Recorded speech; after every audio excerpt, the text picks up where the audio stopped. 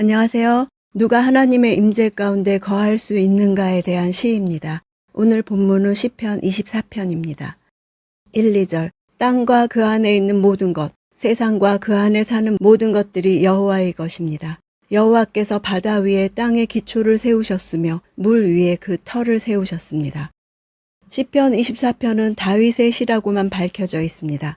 내용을 볼 때 성전에 올라가는 찬양이면서 다윗이 언약궤를 오벳에돔의 집에서 다윗성으로 옮기는 장면을 묘사한다고 봅니다.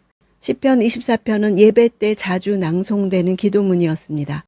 터를 세우셨다는 것은 어떤 건물을 짓는데 그 건물의 기초를 놓는 건축가의 모습을 연상하게 합니다. 건축가가 그 건물의 기초를 놓는다는 것은 곧 그 건물이 그 건축가의 손에 의해 지어지게 된다는 것을 말하는 것입니다. 다윗은 건축가의 이미지를 사용해서 바다를 비롯한 모든 세상을 하나님이 창조하셨고 소유권이 하나님께 있음을 강조하고 있습니다.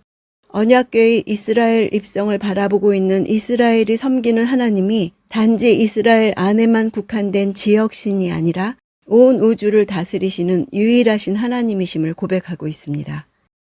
3, 4절 누가 여호와의 산에 오르겠습니까? 누가 그 거룩한 곳에 서겠습니까? 깨끗한 손과 순결한 마음을 가진 사람, 곧 마음에 헛된 생각을 품지 않으며 거짓으로 맹세하지 않는 사람입니다. 성전으로 올라가는 예배자들에 대해 말하고 있습니다. 손이 깨끗하다는 것은 개인의 구체적인 삶의 활동을 상징하는 표현입니다. 순결한 마음과 마음에 헛된 생각을 품지 않는 것은 관계사로 연결되어서 순결한 마음은 마음에 헛된 생각을 품지 않는 것으로 유지된다는 것을 뜻합니다. 헛된 생각을 품지 않는다는 것은 무가치한 것에 그 마음을 바치지 않는다, 즉 우상 숭배하지 않는 것을 의미합니다. 생각이란 단어는 생리학적으로 목구멍을 가리킵니다. 식욕이나 욕구라는 뜻이 있습니다. 거짓으로 맹세하지 않는다는 것은 마음과 신앙의 성결에 이어 마지막으로 언어의 성결을 강조하는 것입니다. 거짓 맹세란 언어의 성결 가운데서도 신앙적인 측면과 직결된 것입니다.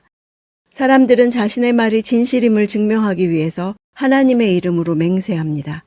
자신의 악한 목적을 성취하려고 하나님을 이용하는 것입니다.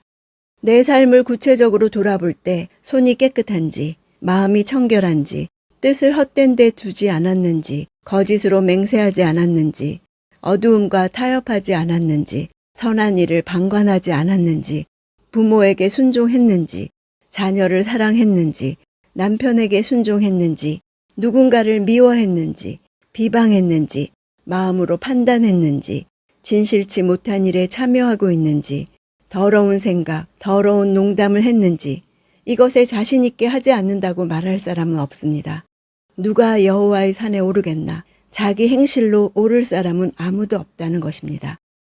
5, 6절 그는 여호와께 복을 받고 구원해 주시는 하나님께 의로운 사람이라고 인정받을 것입니다.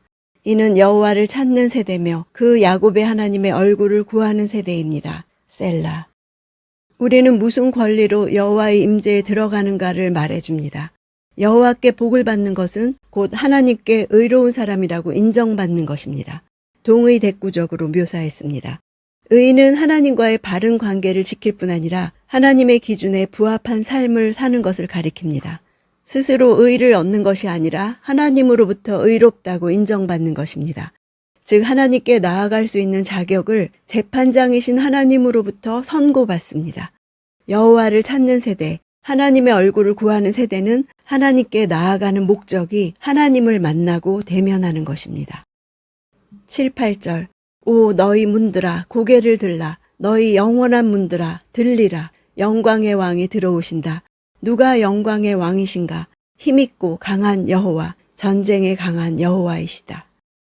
왕이 입궐하듯이 언약궤가 성소에 들어가는 것을 묘사하며 대화처럼 표현했습니다. 언약궤를 맨 자들이 문을 의인화해서 머리를 들어라 열어라 하니까 문지기들이 영광의 왕이 누구시냐 묻고 대답하고 또 묻고 대답하는 형식으로 표현했습니다. 전쟁에 능한 왕은 자신을 의지하는 성도들을 위해 전사가 되어 대적자를 물리치시는 분입니다. 왕이신 하나님이 내 안에 들어오실 권리가 있습니다. 그분은 주권과 영광과 권능과 구속의 권리로 우리에게 오십니다.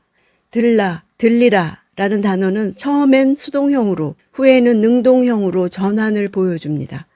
그분의 오심에 대해 수동적으로 반응하던 우리가 나중에는 능동적 순종으로 자발적으로 참여하는 것을 보여줍니다.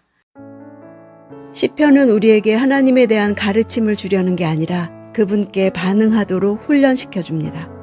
고대 어떤 사본에는 성경을 베끼는 사람이 다윗의 생애에서 어떤 사건이 일어날 때마다 그 끝에 빈 공간을 남겨둔 경우가 있다고 합니다.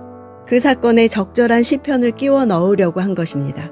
다윗에게 일어난 일들에 대해 다윗 자신의 기쁨과 슬픔과 애통과 억울함을 표현한 시편들은 다윗의 살아갈 힘이 되었습니다. 우리 삶에도 이 공간이 필요합니다. 요즘 내게 일어난 사건 뒤에 나의 시편이 들어가야 합니다. 하나님께 반응한 나의 시편은 다음 내러티브를 살아가게 하는 원동력이 됩니다. 오늘 하나님께 나의 사랑을 표현하고 하나님의 마음을 듣고 반응해 보십시오. 나의 시편이 될 것입니다.